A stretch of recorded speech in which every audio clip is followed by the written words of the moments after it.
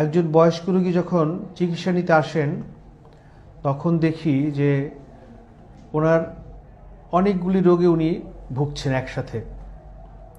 উনি হয়তো ডায়াবেটিসে ভুগছেন, সাথে উচ্চ রক্তচাপ, তারপরে বিভিন্ন জায়গায় ব্যথা, অস্টিওআর্থ্রাইটিস সহ ব্যাক পেইন, বা কারো স্ট্রোক থাকে, কারো কিডনির সমস্যা থাকে, কারো বুকের সমস্যা থাকে, অ্যাজমা থাকে, শ্বাসকষ্ট থাকে।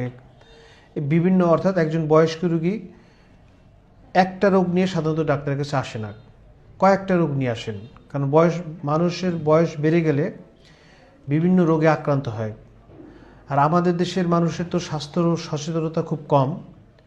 তো সুতরাং বয়স্ক রোগীরা যখন আমরা চেম্বারে পাই বয়স্ক রোগীদেরকে, তখন দেখি যে এরা কয়েকটি রোগ নিয়ে একসাথে আমাদের কাছে আসেন, এবং এদের চিকিৎসাও সে কারণে কিন্তু একটু অত্যন্ত মনোযোগ সহকারে এদের চিকিৎসা করতে হয়।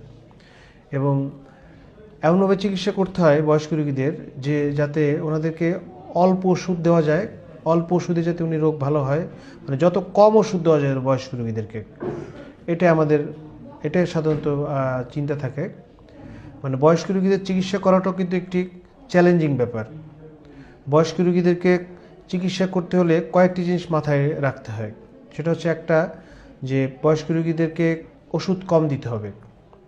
বয়স্ক রোগীদের জীবন মানকে এমন একটা পর্যায়ে নিয়ে আসতে হবে যাতে উনি ওষুধ ছাড়াই ভালো থাকতে পারেন। আমরা যারা বয়স্ক রোগীদেরকে চিকিৎসা করি তাদেরকে এই বিষয়ে খেয়াল রাখতে হয়।